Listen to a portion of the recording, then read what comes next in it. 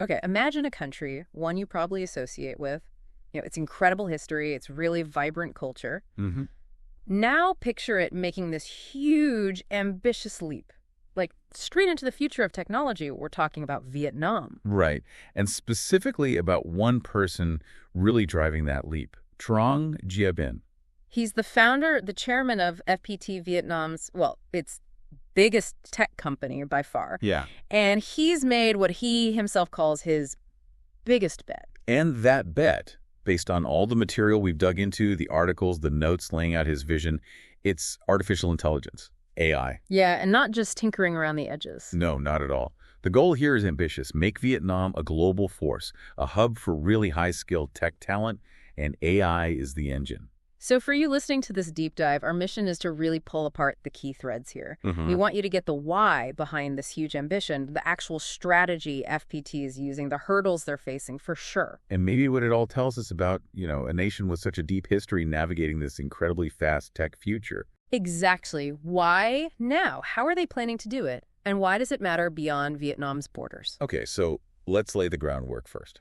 Vietnam itself. Right. You've got this amazing history, the culture we mentioned, but also this real hunger for progress. You can feel it. Yeah, and the government set this, frankly, really ambitious 8% growth target. Wow. And technology is seen as absolutely central to achieving that. It's the engine room. And FPT has kind of grown up with that national ambition, hasn't it? It really has. Ben co-founded it way back in 1988. And fun fact from the sources, it started as the food processing technology company. Haha, really? Food processing? Yep. Obviously a slight transformation since then. Just a bit. So today, FPT is Vietnam's most valuable publicly traded tech firm. Right. And while millions still know them for, mobile service, broadband. To basic. Exactly. But the sources make it clear. Over half their business now is actually helping other companies integrate tech.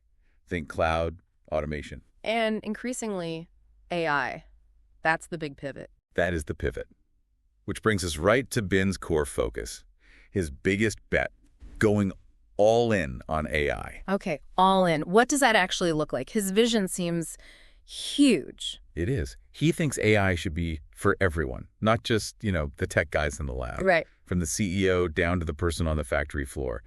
And he makes this incredibly bold claim. Which is? That AI can save 90% of time and cut the workforce needed for many tasks by 50%. 90% of time, 50% of workforce.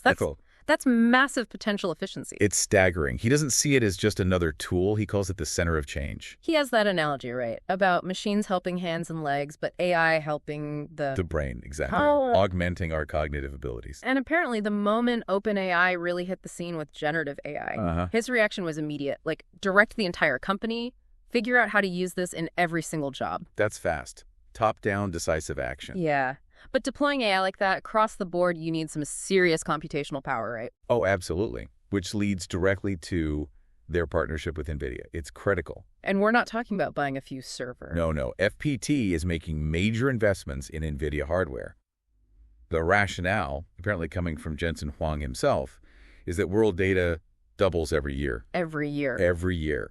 So AI computing power needs to grow like 2 to 4 times each year just to keep pace. Wow. And NVIDIA offers the whole package. Pretty much. End-to-end AI solutions. But the key thing the sources highlight is FPT's access. Meaning? They're getting all the NVIDIA chips they need for their data center. All they need. In this market, that's a huge advantage. It really is. And those chips are going into places like their big Hanoi data center. Ben calls it a crown jewel. And having that kind of infrastructure, that power readily available, what does that enable? Speed.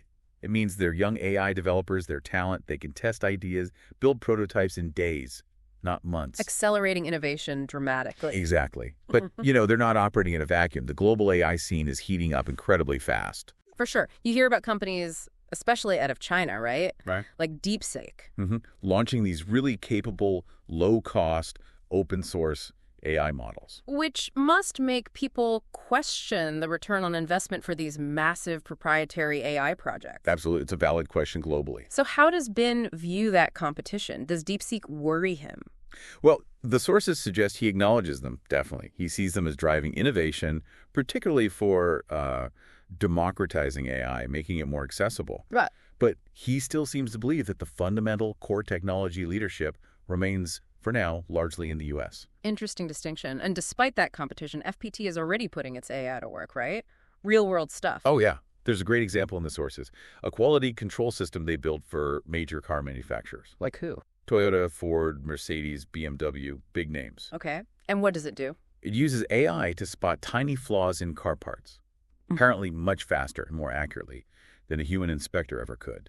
Exactly. And they mentioned applying that same tech to something like high-end watchmaking, where even the tiniest imperfection is a disaster. Shows the versatility. If it works for car parts, it works for watches. Right. Anywhere that needs extreme accuracy. Okay, but harnessing this kind of power, it brings risks. We can't ignore the downsides. No, definitely not. Things like deep fakes, AI being used for crime, is a growing concern. And Bin seems to agree it needs urgent attention.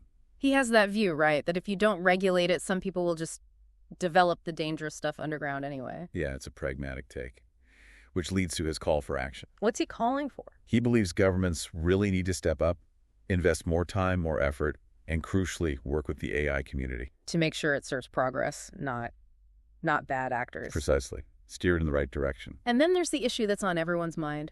Jobs. What happens to people's jobs? The elephant in the room, yeah. It's a completely fair concern. So what's the plan? Or Bin's answer? Education. Widespread education and upskilling. That's FPT's core strategy here. Helping people move from, as he puts it, old jobs to new jobs. Exactly. Jobs created by AI or jobs where AI is a tool, an augmentation. And they're putting their money where their mouth is. Seems so. They've made this massive public commitment. Okay. Educate 500,000 people in AI skills. 500,000. That's a serious number. It is. But the underlying challenge, the tension, is that AI is just moving so incredibly fast. Faster than people, businesses, even governments can really adapt. That's the crux of it, which makes this education push not just, a good idea, but absolutely vital for their plan to work. And that focus on education, it feels like the real foundation of Bin's whole vision, doesn't it? It connects everything. Absolutely. It's the cornerstone of their long-term strategy. He sees Vietnam's youth, 100 million people plus a decent education system already. Yeah, he thinks that combination, plus embracing the absolute latest tech, that's the only way to go for Vietnam. And FPT is building the literal infrastructure for this. These university campuses, 5 of them. 5 private university campuses across the country. Right. They've already trained something like 150,000 students. And he expects these skills to be in demand globally. Very much so. Not just filling gaps in Vietnam, but internationally. Where did this huge education focus even start? Was there a specific trigger? There was, actually. The sources tell this story about a business trip to Japan meeting with Sumitomo. Okay. FPT had great tech ideas.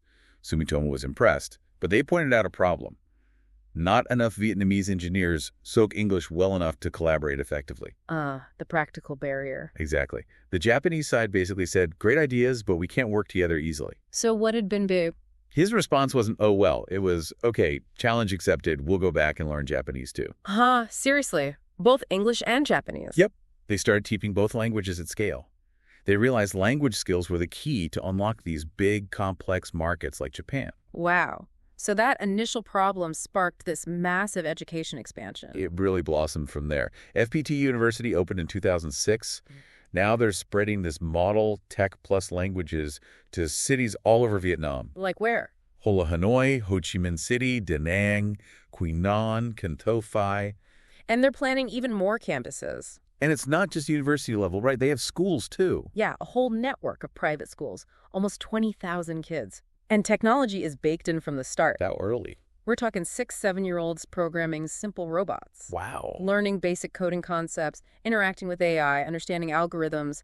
It's foundational. And Ben is pushing for this really early start nationwide. He really is. He's advocating for the government to get AI education into schools for kids as young as 6. 6 years old. Yeah, his idea is let them play with AI concepts from 1st grade, then by 5th grade, move into proper development with STEM, robotics. That's ambitious. Yeah. And is the goal to reach kids everywhere, not just in the big cities. That's a key part of it. Accessibility, making sure kids in the countryside get the same quality tech education. He uses the term leapfrogging. leapfrogging traditional development paths through technology education. Exactly. To really get the scale of this ambition, you almost have to understand the man behind it. Bin's own story seems so tied into FPT's mission. It absolutely is. The sources really emphasize how the Vietnam War shaped him.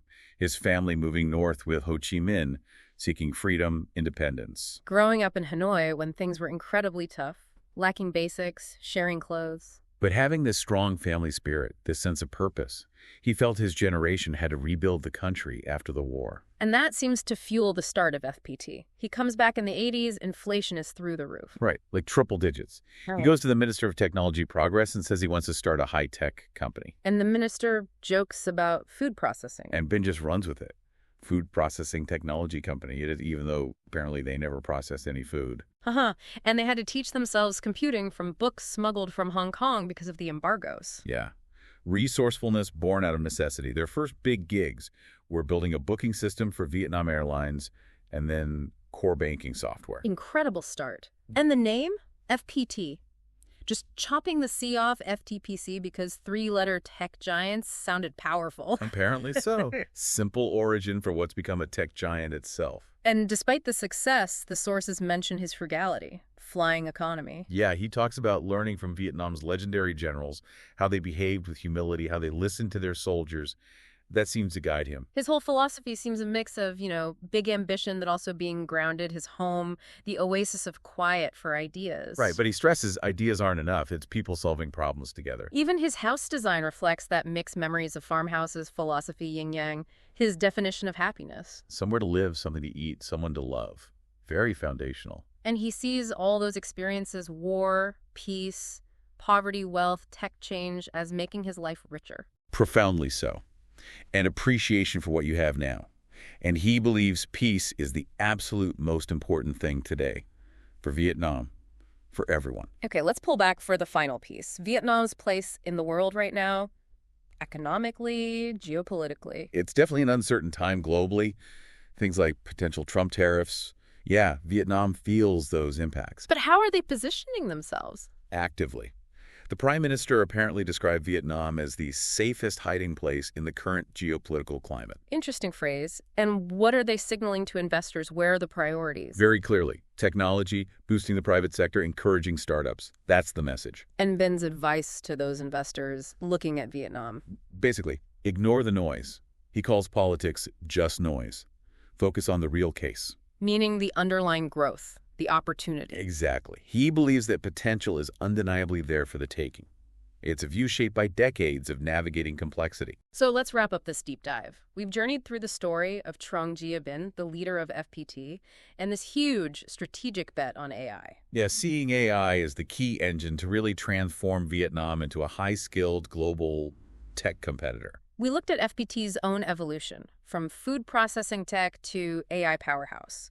That vital Nvidia partnership, the data centers. The real-world AI applications they're already building and how they're tackling the challenges competition, the job question, head-on with that massive education push. And we spent time understanding Ben himself, how his personal history, the war, the rebuilding, the drive really fuels this whole vision and this relentless focus on educating the next generation. It's this fascinating blend, isn't it? A deep sense of history powering this incredibly forward-looking technological ambition. It really is.